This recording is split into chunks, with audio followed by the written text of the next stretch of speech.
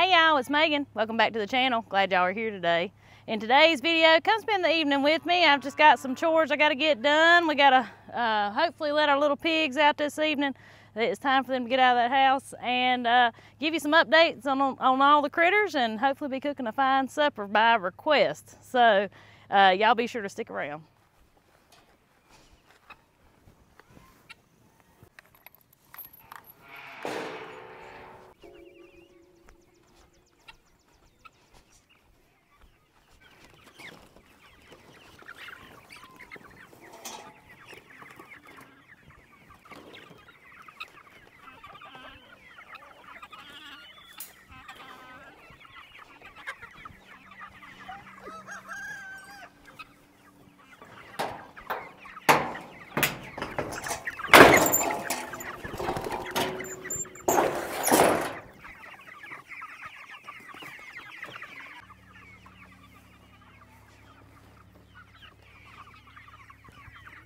Come on, here chickies. Here, chickies.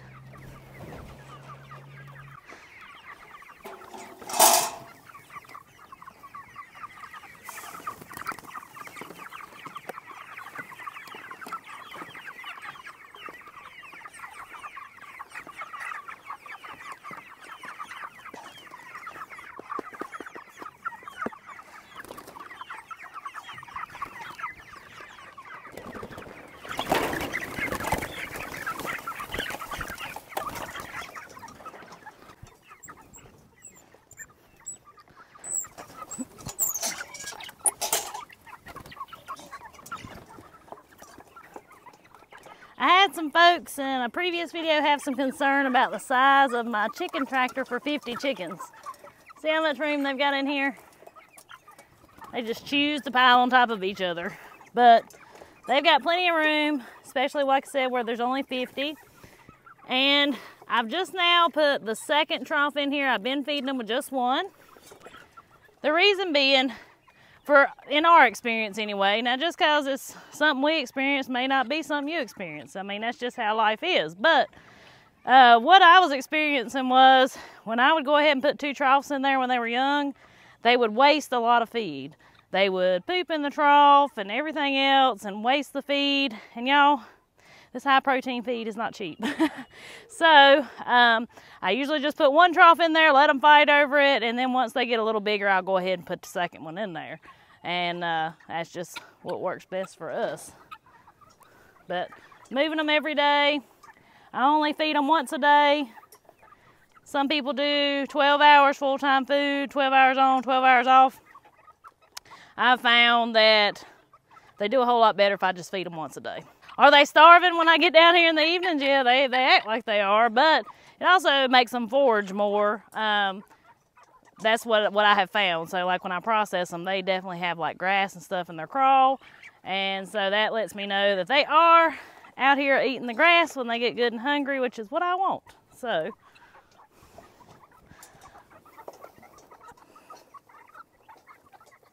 And we're gonna move on to the egg chickens. I got a surprise to show y'all. Maggie has been getting the eggs the last few weeks. That's been her little job is she's coming out here and gathering eggs. I make sure they got feed and water, but she comes and gathers the eggs. Well, to my surprise, look here.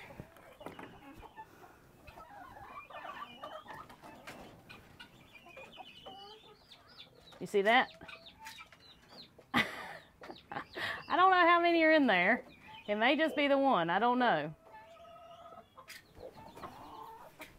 But could you imagine how surprised I was when I found that? And I said, Maggie, how long's that chicken been sitting in that box?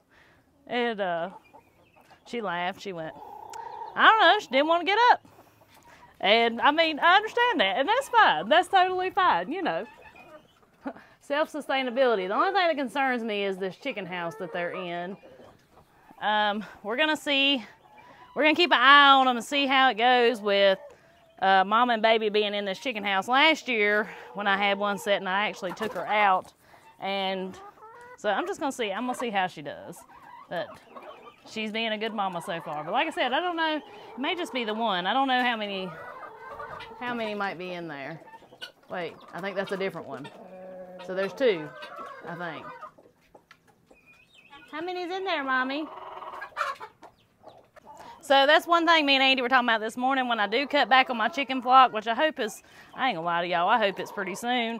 Just got way too many chickens. I'm definitely gonna keep my hens that wanna go broody, just because that's kind of a never-ending chicken source, whether it be for food or for new laying hens. The kind of chicken my mama chicken is, she's a Welsummer. So I've got a few of those. I know y'all ain't trying to sit on eggs. What are y'all doing?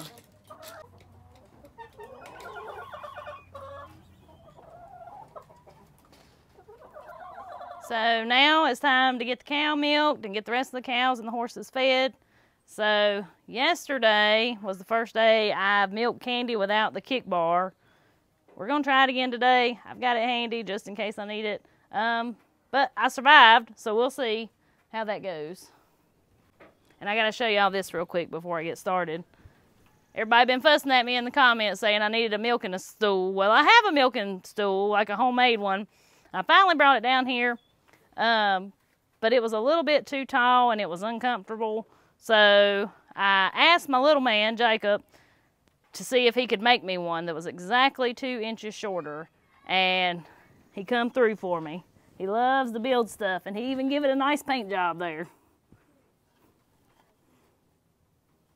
And that is actually the perfect height, and it's been working really good.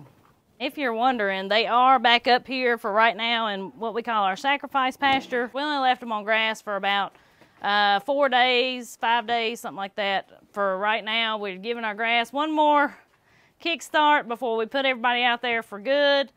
I finally got a good thing going with Candy to get her up here. I figured out I need to bring all the cows up here instead of just trying to bring her by herself, and that worked 10 times better. So I will continue that once we let them back out on grass. We're going to get a bull in the next few days, borrowing one from Daddy.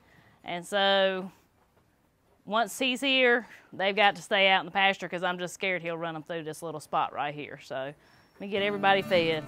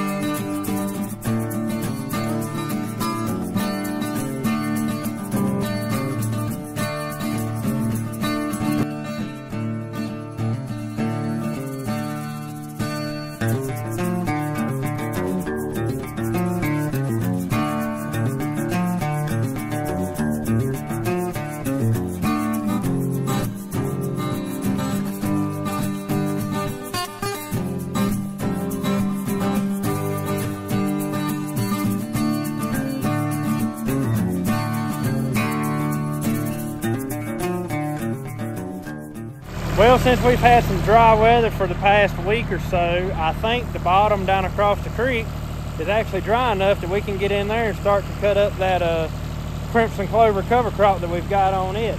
And I just went down there and checked it, and it's beautiful right now. So I'm gonna bring y'all along with me.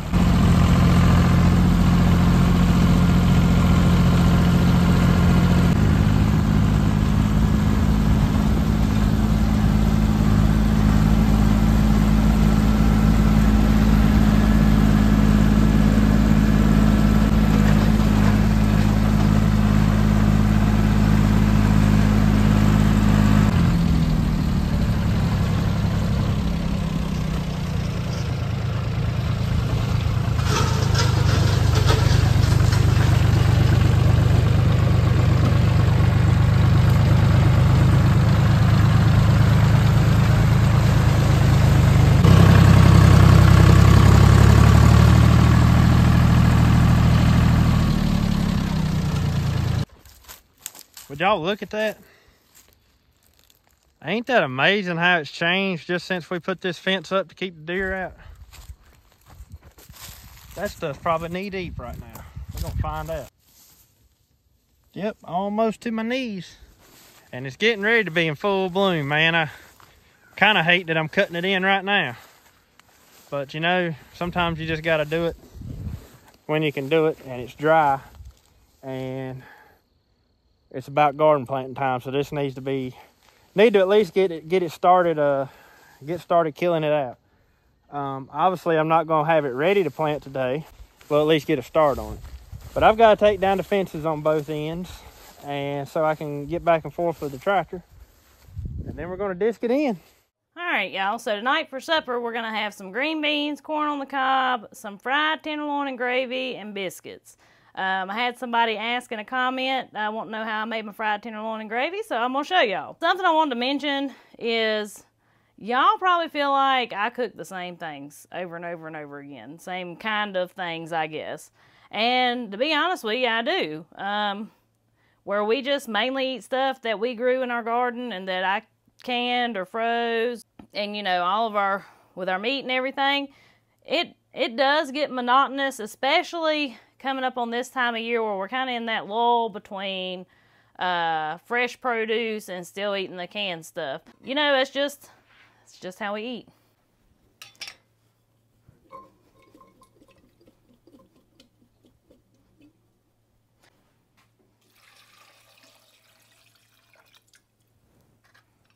Throw me a little chunk of meat in there. This is a chunk that, I mean, I've saved a bunch of them, but when we made our bacon and when we do the hog jaws and stuff, there's trimmings that come off of it, and I save all of those for situations such as this, because I'm going to tell you what, that right there makes your green beans delicious.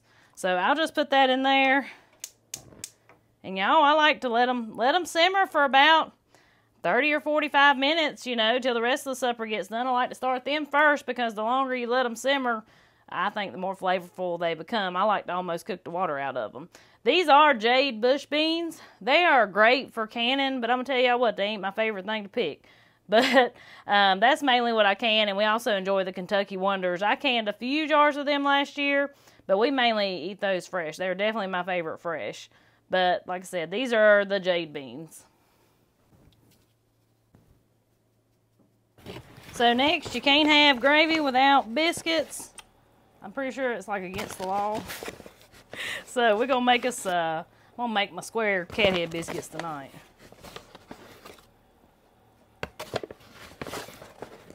And this right here is all-purpose flour. I'll put the recipe for these biscuits down in the description if you're interested. I make biscuits all kind of ways, y'all. Self-rising flour, all-purpose flour, they're all just a little bit different and just depends on what I feel like making that day. I found that this flour right here, I'm not sure if this flour is everywhere, but this flour right here makes really good biscuits, like fluffy biscuits. And I've really enjoyed using that.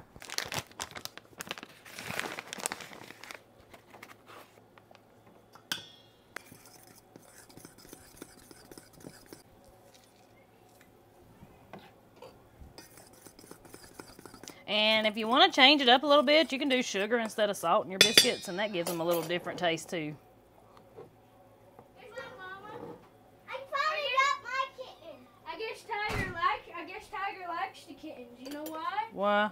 Because I put the kitten up to Tiger's nose, and she just lay there and look at it. Oh. Well, good.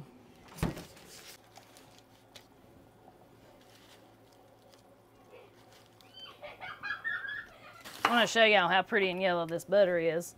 This is from those few days that Candy was on grass, and you can see how like neon yellow that is. And I've noticed since we've put them back up here that it has lightened up again. Tonight I'm doing lard and butter. Sometimes I do just lard, sometimes I do just butter, but I think I like them the best with both.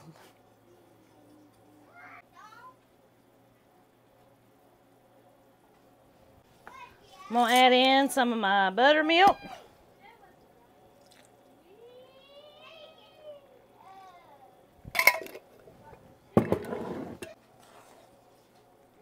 My buttermilk isn't thick like what you see from the store because it ain't cultured buttermilk. It's just buttermilk that comes off my butter.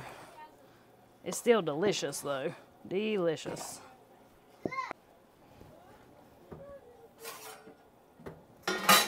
I'll put me a little butter on the bottom of my pan.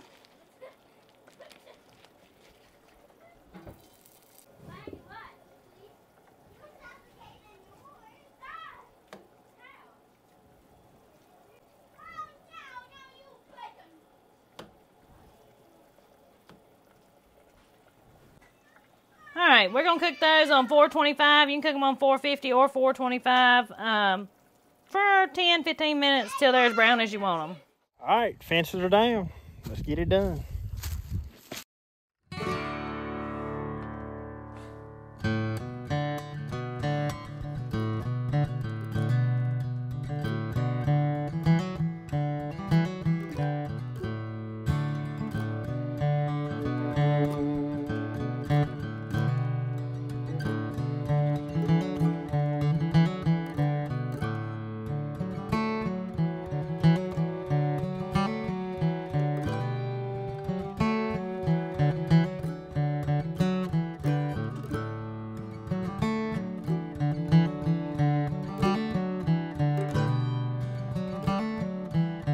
There it is. Some of you may be wondering, why in the world didn't I run a chisel plow through this before I disced it up? Well, it's just totally the land. This down here is good bottom land. It's good soft. And, you know, this is probably some of the best land that we actually plant something in. This little patch right here has been cover cropped. Oh, Lord. Probably ever since I cleared it off about 8 years ago. Before that, actually, where you see the growed up over there, that's actually the line. Where it's cleared to is the line. This little field right here used to look just like all that over there. And I got in here and cleaned all the trees and everything out, and there's still a stump right there from a big tree that we had to cut down that we couldn't clear out. And I just picked up what was left of a big poplar tree stump that we cut down not long after we cleared all this because it was too big for us to, you know, push up. But anyways, ever since then, I've cover cropped it and done that, you know, and took care of it. And we've had garden down here, and this is just some really good land down here. It's a challenge to keep a deer out, but it works up totally different than that red land up there on the hill. So that's the reason. That red land, I had to bust it up in order to get all that cover crop disced into it. Whereas this, I can just run a disc over it, and the land's already so soft, you just, you know, it just chops it right in. So I'll probably run over all of this right here. I'm not sure if I'll use the disc or if I'll use my tiller for the tractor, but one or the other. And I'll let this lay for probably a week, maybe. We'll see before I actually get down here and get it actually ready for planting. But there it is. What was once some beautiful crimson clover is no more. Now it's feeding the soil. Get my corn on the cob started. It'll take it a little bit to start boiling because it's frozen. So I go straight from the freezer into the pot.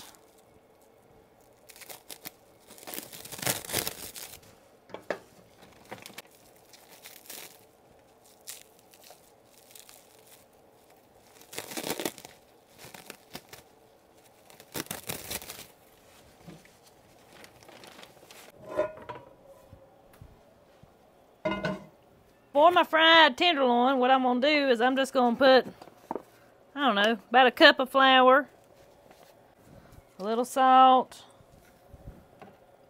I like to do quite a bit of black pepper.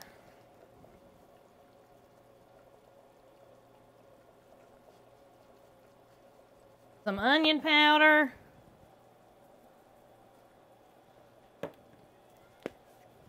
A little shake of garlic powder. That was probably a little more than I needed.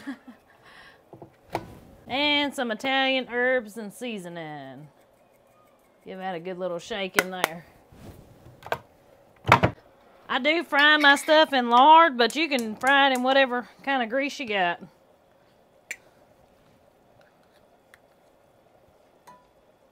And I do about, I don't know, 1 inch deep of grease, so it's kind of like pan frying it. We ain't deep frying it. We're going to get our mixture all just combined together.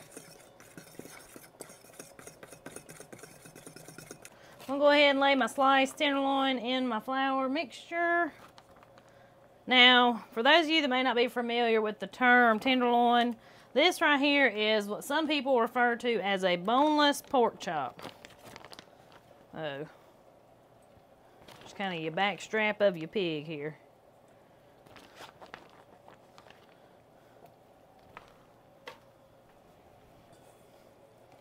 Gotta get it all coated with flour.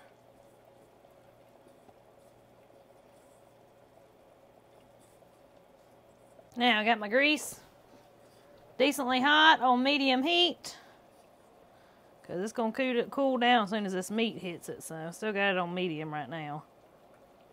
We're just going to lay that in the pan.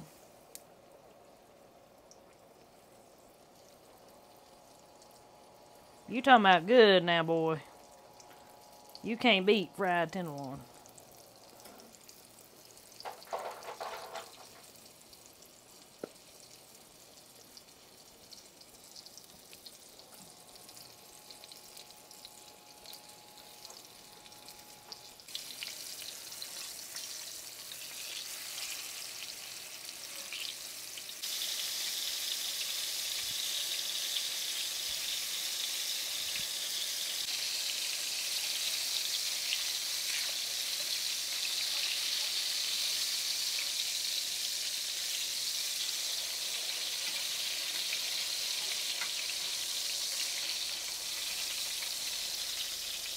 Now, one little trick I'm going to show you that my mother-in-law actually taught me several years back is if you're frying food, like greasy food, instead of setting them on a paper towel, you get you a paper sack and set them on that. Just rip you a piece off a grocery bag or something, and it actually helps them from getting so soggy. It like soaks it up a different way, so even if it's got to sit for a few minutes, it don't get quite so soggy.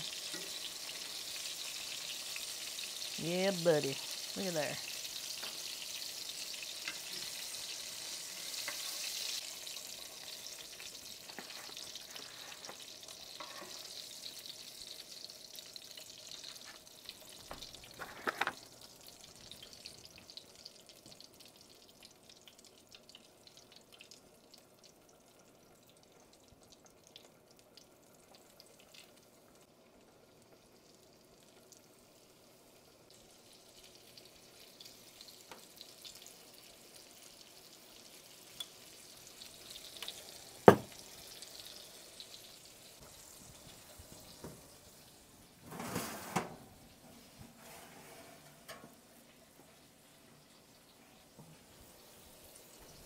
My biscuits are done. Well, there'll be biscuits here in a minute. It's a biscuit right now. Let's get us some butter on this bread here.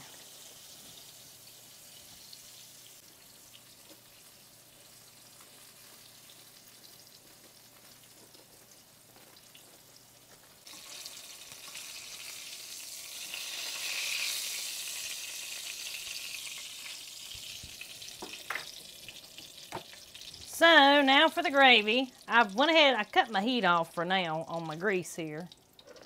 We're not going to throw away this nice seasoned flour we just made to bread our tenderloin. We're going to put it on in the grease. I'm trying to judge my flour to grease ratio. I believe I'm going to pour a little bit of that out here. Hold on. Alright, so now we're going to take our flour. This is our flour we breaded our meat with, like I said. We're going to go ahead and put that in there. We ain't wasting this stuff, y'all. So, what you're looking for is enough grease to soak up the flour. So, see, I'm going to have to pour a little bit of that back in. Enough grease to soak up the flour, and enough flour to soak up the grease. You don't want to see a lot of separated grease still floating around when you're doing this right here. You also don't want to see just plain white flour either. You let that cook just a minute. My pan's still hot, so that'll do the trick. And then, as far as the salt and pepper go, you just want to taste it and, you know, see if you think it needs salt. Everybody's taste is different. I may not think it needs salt, and you may think it does. So, do your taste test on that once we get to the gravy part. And you kind of want to gently, I'm using the flat part of this fork to scrape off some of that stuff on the bottom. That's your good stuff there. Now we're going to pour us in a little milk. I'm going to do this a little at a time. And you see with that heat how that's thickening up? That's perfect. What you want to see for gravy. Quite a bit this time to thin this stuff out. And we'll cut our heat back on in just a minute. So what I like to do is I'm going to go ahead and get all that kind of mixed in together. It's not going to combine just yet because my milk just cooled off my pan. But I'm just going to kind of do that, and then I'm going to cut my heat back on.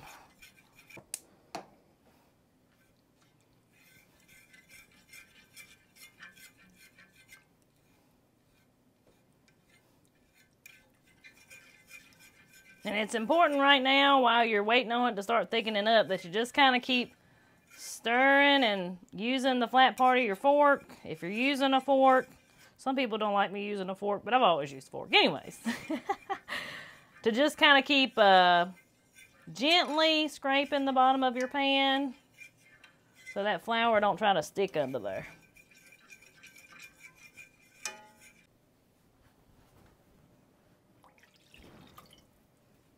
I'm going to add me a little bit more milk because it was starting to thicken up quite a bit thicker than I wanted it. And this is how you make any kind of gravy. I mean, what you see me do here, whatever kind of gravy you want to make, whether it be using like chicken broth instead of milk, that's really good. Sausage gravy, you know, use the sausage grease. Actually, bacon gravy is pretty good. Like, I just use the bacon grease and make gravy. Now, that's really good. But Andy is a gravy fanatic, so y'all better bet when we got married that Megan had to figure out how to make gravy. Because I don't care nothing about the fake gravy, so I never really eat a whole lot of gravy. So, it took some trial and error and some years, but I finally halfway figured it out anyway. I got my biscuit all crumbled up. I'll throw some gravy on top of it. So good. Gravy makes everything better. I told him you love gravy. I do. I love gravy. I'm putting it on my tenderloin too. I love gravy too. You do? I ought to put it on that green bean, shouldn't I?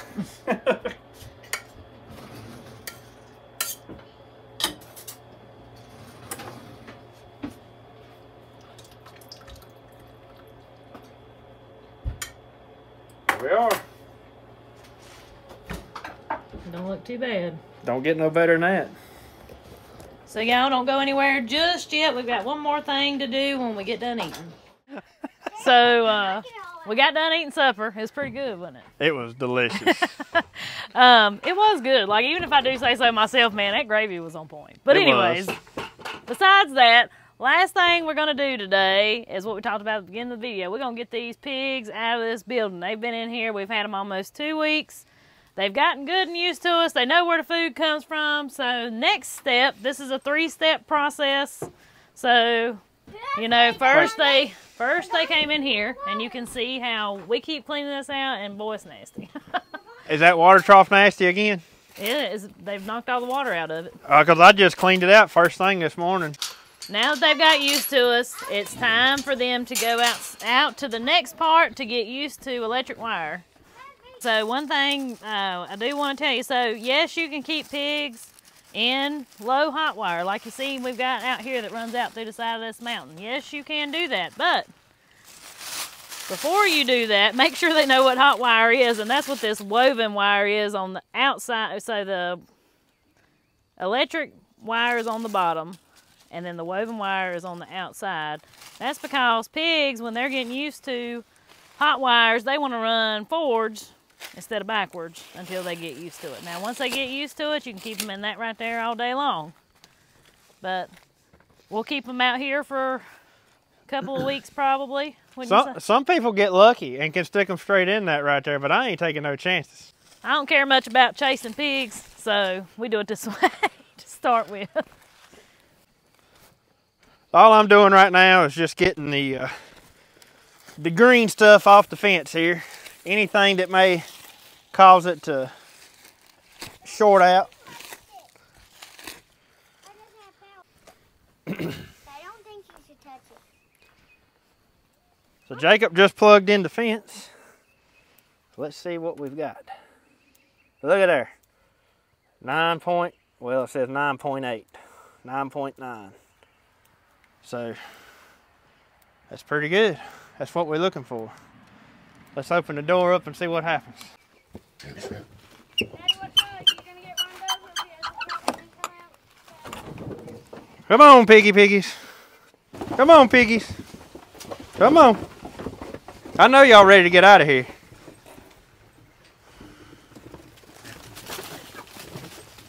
Look at there. Ain't that pretty? Why they gotta go right up on the edge? They do every time. He done found it. And did y'all see that? Look, he done got in it too. I hope y'all caught that. When he got shocked, he went into that fence right there. Yeah, if there hadn't been a fence on the other side, he'd have went out right there. He'd have been out.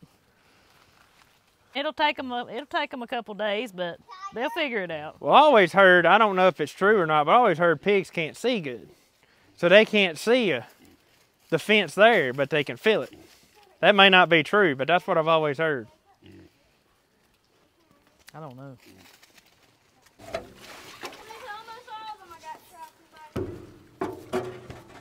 I think they've already grew. What do you think? Heck yeah, they've grown.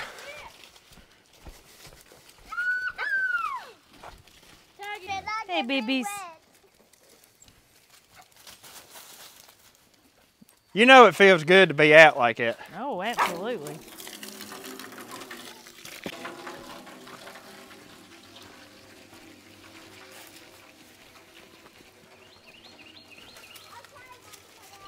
Well, he did. Oh, he touched the handle, didn't he? Yeah.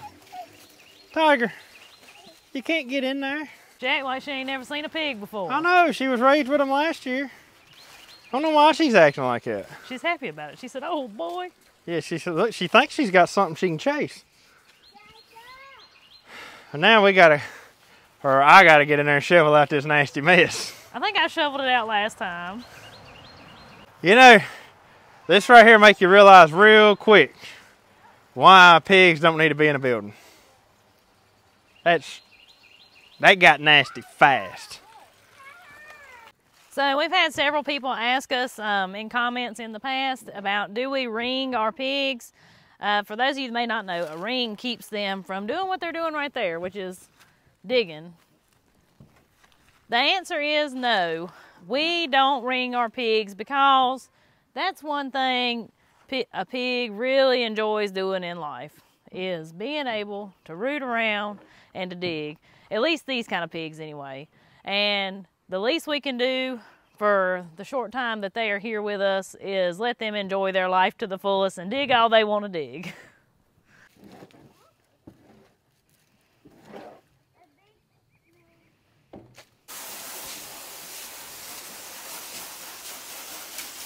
Well, this is starting to look a little bit better.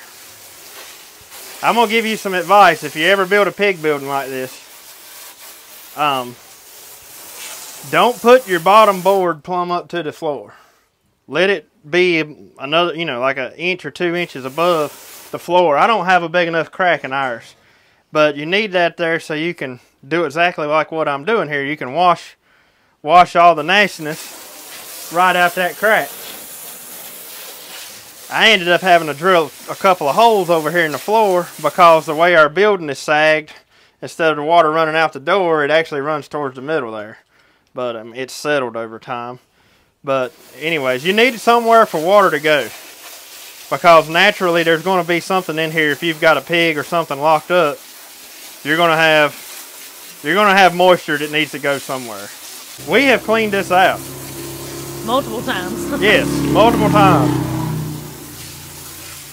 But golly, they can make a mess. And it's not just, you know, poop and pee. It's also feed that they waste that might get, that they, you know, where they're little, they're not eating it all, so they root it out in the floor or do something like that. So it's just a combination of everything, and then plus all the hay that we put on top of it all.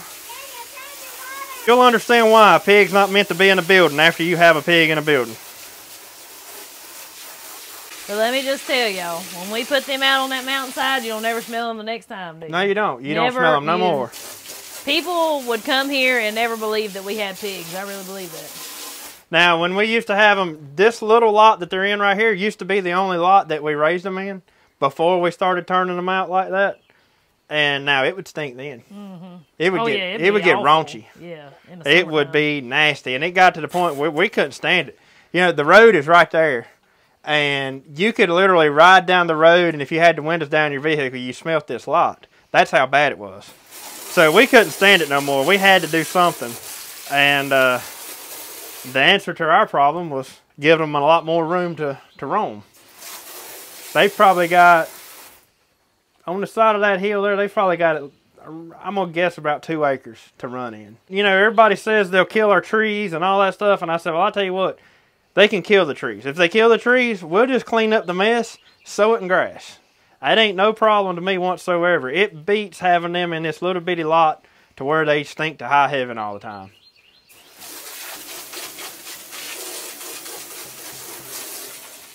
And looky here.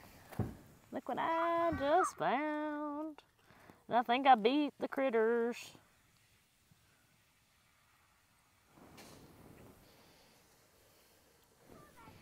First strawberry of the year.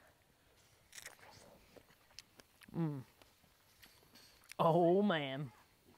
You just can't beat fresh strawberries. You just can't beat them. Oh me. Well, that's one thing I'm glad it's done right there. Yeah, me too. That needed to be done so bad.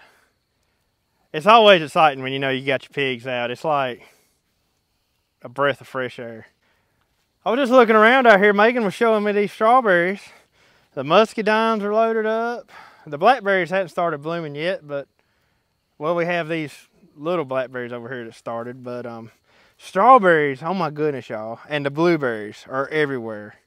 And I was just telling her I see a whole lot of sweet desserts in my future. Let's see, what was the one I made last year that we liked so good? It was it blueberry cobbler that was so good? I don't remember. We liked everything you made. I know, but it was one thing I made. I believe it was blueberry cobbler or blueberry pie, something. And the only thing you made out of these muscadines was jelly, wasn't it? Yeah, I ate the rest of them. Yeah, that made some delicious jelly. Yeah, I ate the rest of them. I would come down here and feed the pigs and sit out here under this plant and just sit here and eat them till I got sick. I'm not sure you're going to be able to eat them all this time. They're, you know, if all of those little bitty berries on it turn into muscadines, it made really good jelly. It's going to be loaded. Well, these are, what, Scuppernogs. Yeah, they're the golden colored ones. They're the real good ones. I can't get over these strawberries, though. This is crazy. Well, guys, I hope you enjoyed today's video. Hope you might have learned a little something. And anyways, till we see y'all on the next one. Catch y'all on the next one. Have a good one.